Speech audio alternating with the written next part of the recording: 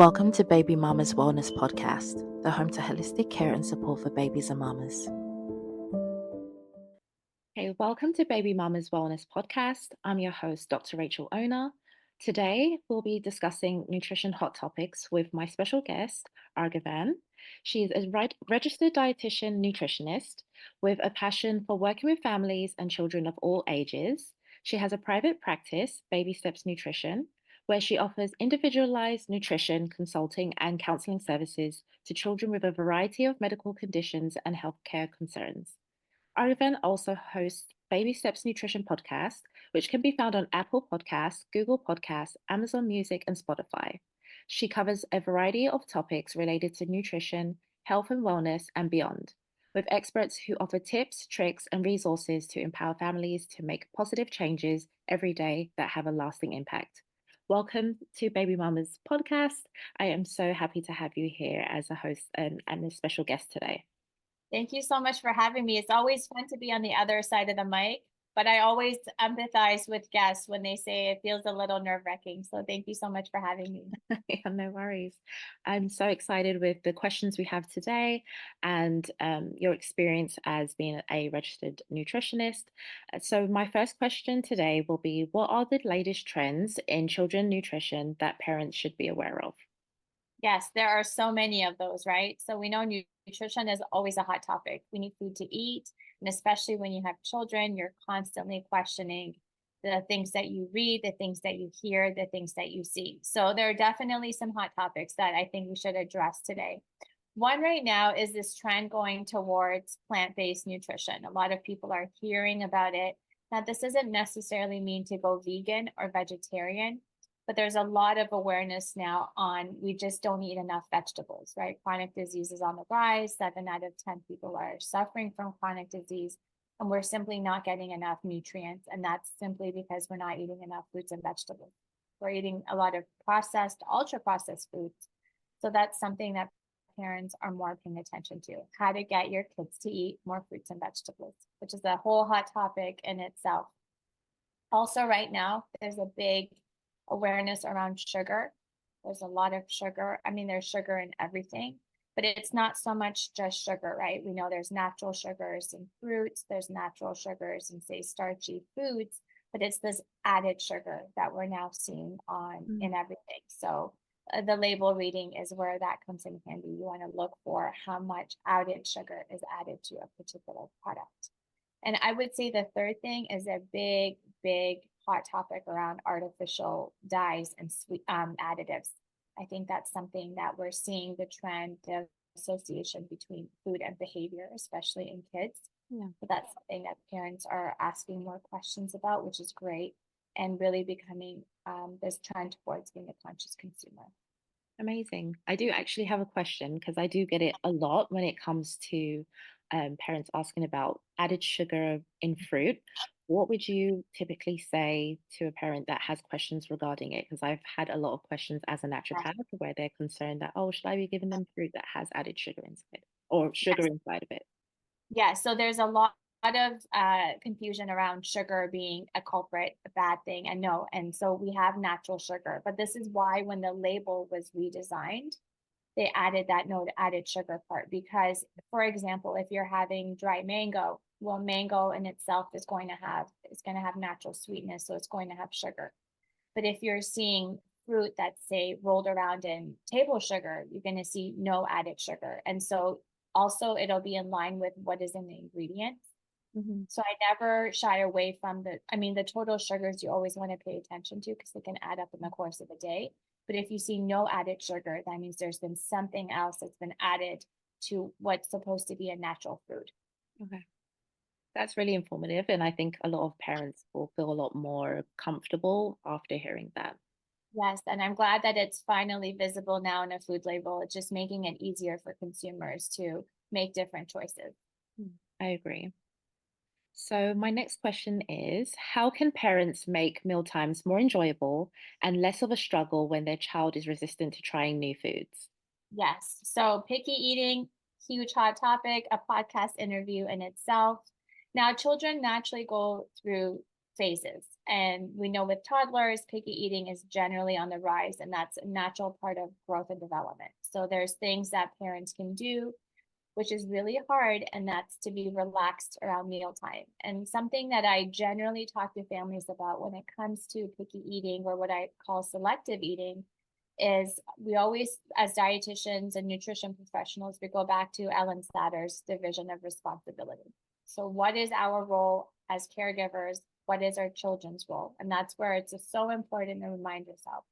Our role as caregivers is to provide the food in the setting, and we offer those choices.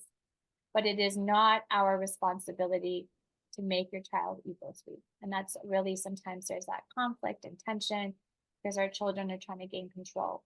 But if we remind ourselves that this is our role and this is our children's role, how much to eat and what they eat, that's something that hopefully over time we can develop healthy, happy eaters. Because as we see with a lot of adults, they've had a lot of traumatized experiences around food, whether they were force fed or they were made to eat something, or it was this fear around food waste, so they overate and then didn't feel well. And so, that's something that is so important. It seems like it's so simple, but it's a big reminder. And then, of course, we also have kids who really struggle with selective eating over time, and that starts to affect their health. And that's when I really encourage families to seek professional help. So if the food aversion ends up being, say, past the age of 6, then we start to see nutritional deficiencies. And that's something that we do need to look into. Or if it's something called ARFID, which is avoidant restrictive intake disorder, or just, severe anxiety and resistant to eating food for various reasons. For example, if there was a choking incident, then those are really more serious things. And so we don't want to just call it picky eating. Yeah. I agree, and I've definitely seen the more complex cases, like you said. Once it becomes after 6 years old, I do tend to see a lot of nutritional deficiencies, and even on blood work, you start to see those kind of issues cropping up. So I love that you kind of touched upon like the kind of stages that it can go into when it comes to picky eating, because I feel like a lot of parents, like you said, there's different ways that food becomes picky or having issues with food. So overeating is definitely one of those things where they're afraid of food waste. And then, just being aversion to food at a very young age can also cause long-term issues with their relationship with food. So my job is usually the more complex cases when the parents really don't know what to do. And it's kind of gone to a stage where now I have to now bring in supplements to kind of help with those nutritional deficiencies. Yeah, and you touched upon an important term, is the long term. So the longer something goes on undiagnosed, it is not impossible. It's not a be end all, but it is important to try to address it early. So I always tell families, trust your instinct. If you feel like this is something beyond what's considered normal, then it is important to seek professional help and get that support. I agree. So the next question is, with food allergies on the rise, what are some of the key considerations for parents when introducing new foods to young children? Yes, and they certainly are. I mean, right now, if you look into any classroom, at least 2 children will have severe food allergy, including peanut allergy, which is anaphylactic. And Mm. so previously, the idea was to delay the introduction of high allergen foods, where now it is the opposite, because what we had seen in the medical community is when you delay the introduction of these allergen foods, actually the rise in allergies continues to go up. And so now it's, you don't want to stay away from those allergens foods. You actually want to start exposing babies to those foods as early when they start having solids. So unless you have a very strong medical history of those allergies, actually you want to start introducing them as part of their introduction to solids. So don't shy away from that. And, micro exposures help, because that helps build the immune system. So there's not this attack that happens when the body is overwhelmed with that particular food. So, and if you have any questions, of course, work with your pediatrician, reach out to a registered dietitian. We're happy to work individually with your family. I love that. I also recommend the same thing. So I love that we're so aligned on that principle of, I usually say 6 months is when they start to slowly introduce food. And a lot of parents try and shy away from those higher allergenic foods, such as like peanuts, eggs, stuff like that. And I always tell them that it's better to introduce it earlier on so that they start to get used to, your immune system building up and recognizing those food groups. So I love that you also said that as well. And I'm glad you said 6 months because I think the old school thinking is 4 to 6 months. And I would say it's better to wait until your child is a little bit older. I Mhm. think 4 months is still very young. And so, I mean, there's no magic, date where if your child is, say, 5.5 months, then you start a countdown. But the closer to 6 months, the better. Mhm. And that has to do a lot with immune system, their own readiness. And, things are step by step, and there's no reason to rush anything, but there's definitely more benefits to waiting closer to the 6 month line than starting it earlier. Yeah, I agree. So, are there any specific supplements you recommend for children, or should parents focus on getting nutrients through food alone? Yes. So sadly, the standard American diet, SAD, a lot of kids are now eating foods that are depleted in a lot of the key nutrients. So ideally, we want food first. That is always our philosophy. We want to get everything we can from food. But the reality is, our soils are depleted. The food that we even consume from the market has traveled distances and it has lost a lot of those nutrients. Things, if you grow in your garden, for example, are very different than something you would buy store bought. So what we're seeing with a lot of kids is the common deficiencies, which are iron, magnesium, vitamin D, the B vitamins. So of course, food first. And if your family consumes a variety of foods, most likely they may not need these additional supplements. But it is really important if you see your kids struggling with sleep and bowel movements and mood behavior, most likely those are telltale signs that they are suffering from nutritional deficiencies. And so those are the things to look at. I think multivitamin, if your kids are going through phases of, say, they're not eating enough or they're eating certain foods and they're not eating variety, it's basically like a fill in the blank. You want to look for a good quality multivitamin. It is $1 billion industry. So you want to look for something that's third party tested, it's trustworthy, that what they tell you you're getting is actually what you're getting. And it is expensive. So you definitely want something of quality and you don't want to just be basically consuming vitamins that you're going to flush out in the urine too. So that's another key one. And then omega-3 fatty acids, those are so key for brain development. And so most kids are not getting enough. So again, if don't have a diet high in, say, fatty fish, which a lot of people don't, that's something you would want to look at. But again, looking for something that's trustworthy, third party tested. And that's something, if you want specific brands, you can reach out to a qualified professional and they can suggest what those brands would be. I agree. I recommend all of those ones that you recommended, especially omega-3, because a lot of kids are so averted to eating fish. So I tend to see that a lot of kids, and they're higher in omega-6, which is the pro-inflammatory omegas. So I always like to recommend omega-3 so that we get that balancing ratio of omega-3 and omega-6. Yeah, and probiotics is another one that I want to throw in there because that you see that everywhere you go, and that's something a lot of people talk about. So there's a difference between what's called prebiotics and probiotics. And so prebiotics are food that you eat that feed the bacteria, but probiotics are things that you can get from fermented vegetables like sauerkraut and kimchi. So those are often very different. And probiotics are things that you can purchase in a capsule. But again, going back to how do you find a quality multivitamin? And there are things to look for. So if you go down that route, you definitely want to make sure the dosing is correct. You want to make sure you're getting enough of those live microorganisms because otherwise, again, you're just throwing money away. Unfortunately, it's become a big business. And what is the reason that you're taking it and how long are you going to be taking it? So all the things that you want to be a conscious consumer. I agree.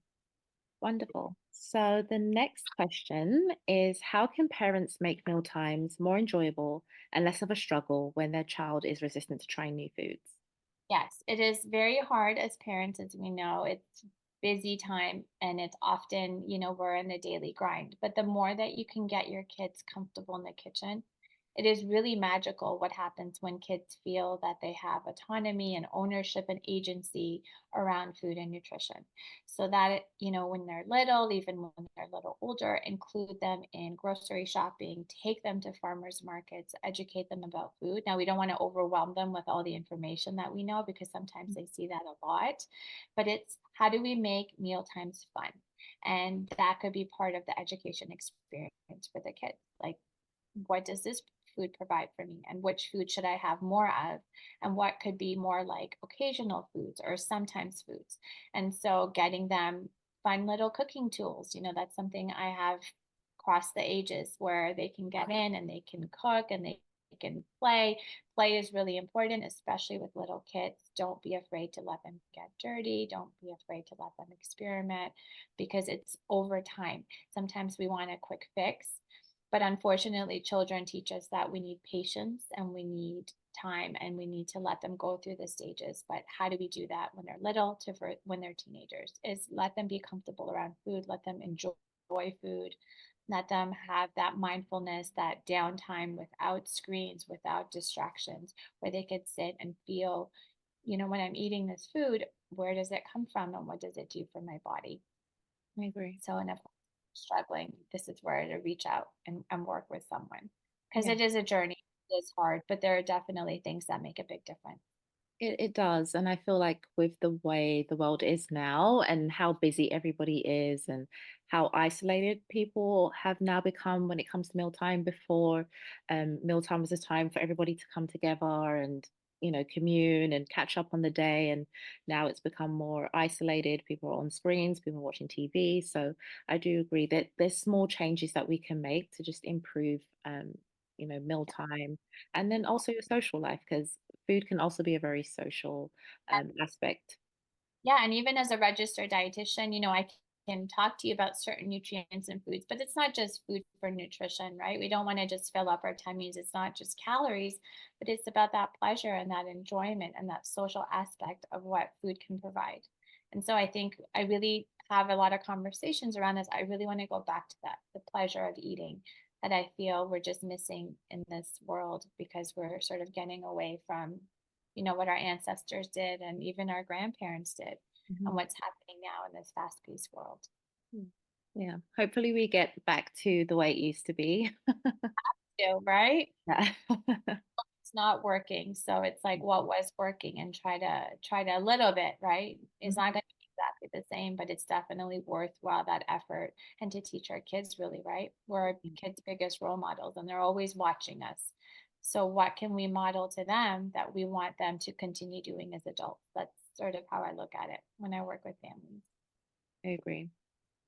So the next question is, gut health is a hot topic in nutrition right now. How does it impact children, and what can parents do to support a healthy gut for their kids? Yes, a lot of conversation, a lot of money and research being around this whole food and mood connection. I've even talked about it on my podcast. And yes, the gut is so, so important. We're seeing kids with so many gut issues, and often parents don't even know, well, what does that mean?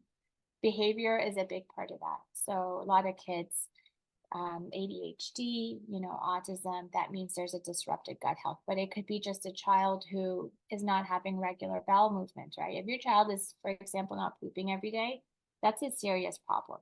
It is very common, but that means there's something going on with their gut. If they're not sleeping well, it's another indication that there's something going on in their gut.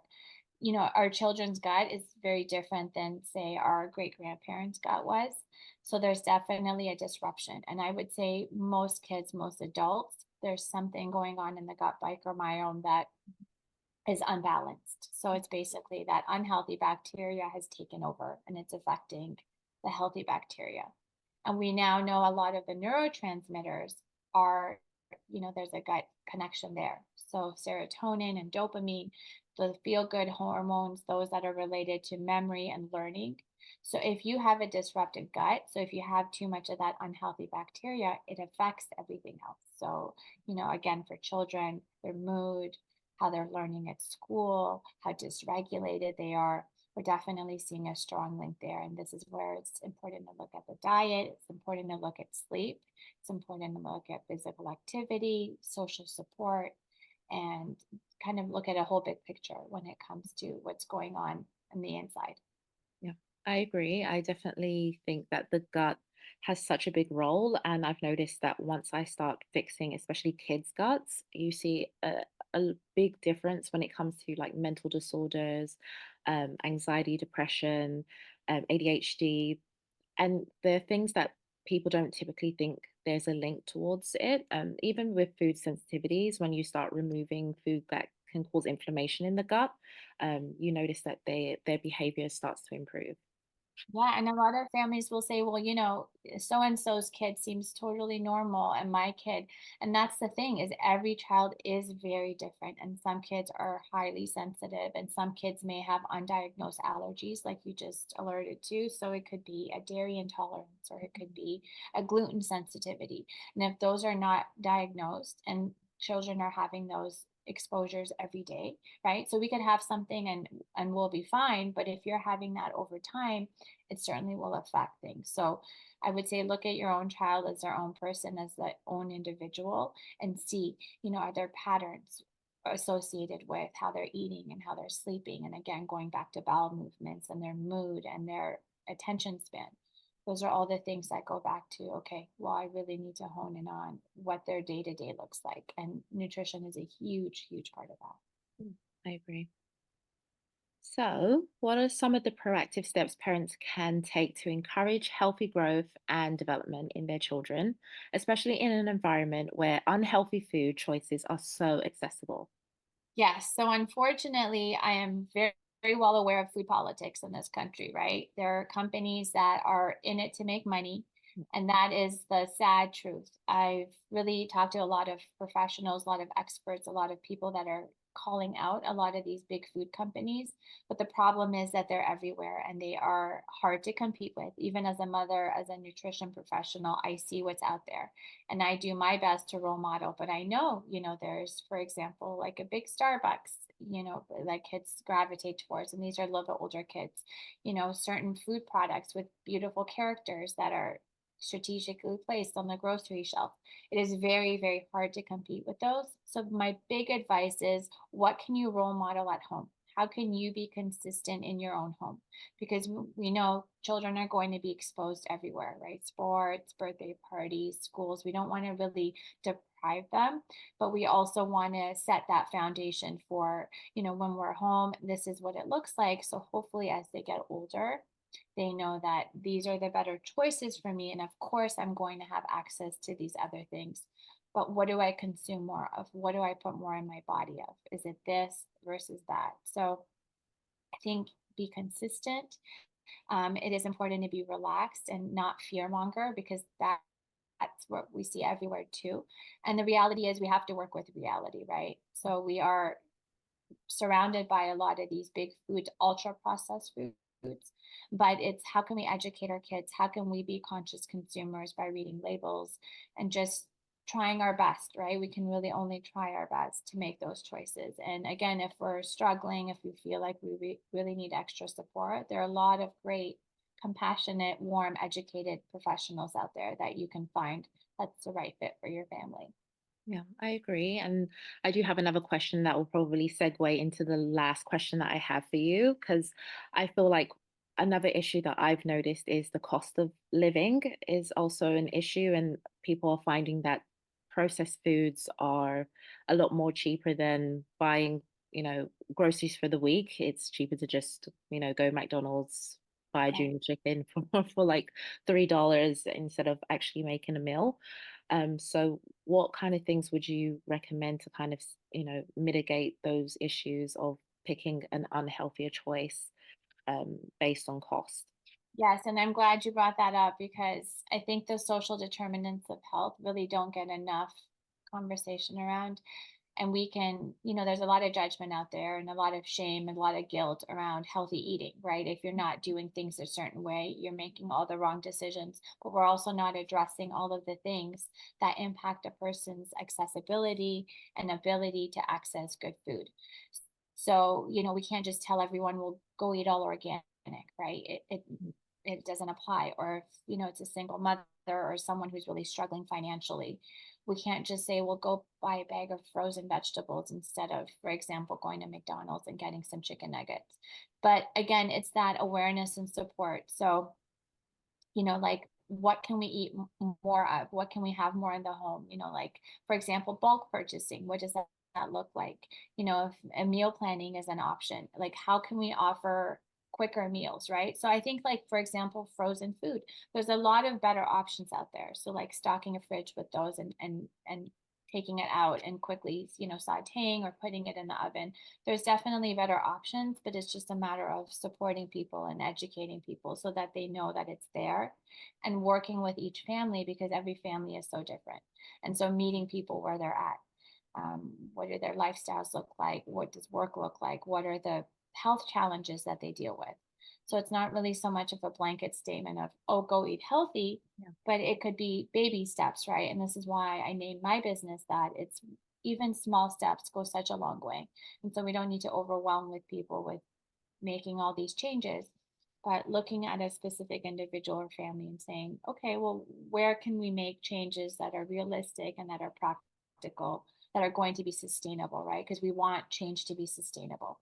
Mm. We don't want to ever scare anyone into doing anything. We don't want to bully anyone into doing anything, but we want to support them and empower them so they can keep making those long lasting changes.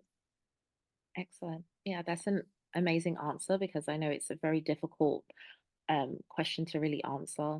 And there's no right way. And I will segue into the last question because I think they're pretty much linked with the last question is what is your go-to healthy quick meal ideals for families? Um, so what would you recommend? Yeah, I love answering this one because I see all these Pinterest worthy, beautiful, Instagram worthy meals, and those are certainly not realistic, right? No one, my food doesn't look like that. My kids' food doesn't look like that. And I have now elementary and middle school age children, so they're definitely more independent. So I think to myself, well, they're always going to be hangry, right? Uh, angry associated with being hungry. So what can I have in the house that also allows them to be able to put together a quick meal? And so I do go back to some frozen foods. I think it's great to stock your freezer with, say, good quality, protein rich foods. I like frozen fruit, for example, to make a quick smoothie. You can even do individual packets. Charcuterie kind of boards are my go-to because they're easy. You can use what you have in the fridge, so you don't have to constantly keep buying stuff and then throwing it out when it goes bad. But it's use what you have. So putting together and it doesn't have to be fancy, but just a platter of different choices. Kids love that. Often they'll choose some over the other. But when it's there and it's available, that's when kids are going to eat it. If they're having to look for something, by that point, it's probably too late. And then you're feeling stressed and they're feeling stressed. But just have some kind of a, charcuterie style snack ready to go, even before dinner time, because they can snack on those fruits and vegetables. It's totally okay because it's still a whole food. It's a healthy food that they can have until like dinner is prepared, or even if you have to make something like a quick stir fry. I love, oven meals where you can just put everything on a pan. They're called sheet pan dinners, but you can do them for lunch. Put everything on a pan, drizzle with a little olive oil, and just put it in the oven. And it's less dishes to wash and it's quick because you have everything on one pan. So stir fry sheet pans are my kind of go-to meals. Oh, nice. I've actually never done that before, so I definitely will look at some recipes to kind of try it out and see how it goes. And especially, Guys, yeah, yeah. I'm always on the run, so I definitely try to find things that are quicker to make. So I'll definitely try that out. Yeah, and then just like when you come home, you can put everything in the oven. I know some people use air fryers. You can go, undress or get, wash up, and then you have dinner ready to go. So easy peasy. I'm all about that. Wonderful. Thank you so much for joining the Baby Mamas Wellness podcast. Where will we find Baby Steps Nutrition? I'm everywhere. So you can find me on Instagram, on Facebook. I have a YouTube channel. It's not as active, but I do try to put all of my Instagram live videos on there just for people who don't have social media. And then I have a website, babystepsnutrition.com. Lots of ways to find me. And then the podcast, again, under Baby Steps Nutrition Podcast. You can find that on all popular listening platforms, Amazon, Google, Spotify. So find me. I love feedback. I'm really a one person show. So I want to see what topics that resonate with all of you and how I can continue to grow. And of course, reviews are always very helpful. I'd love to reach more families. Amazing. And are you practicing in California at the moment? And I do remotely as well. So if you go on the website, you will find my contact information, and we can even do a virtual consultation if you don't live in the area, or just a 50-minute phone call to see what would be the best fit for your family going forward. Wonderful. Thank you for joining the Baby Mamas Wellness podcast. Thank you for tuning into Baby Mamas Wellness podcast. I'm so excited for you to be a part of the Baby Mamas community. If you like this podcast, hit subscribe to hear more. You can also follow our Instagram page at Baby Mamas Doula or visit our website at babymamasdoula.com.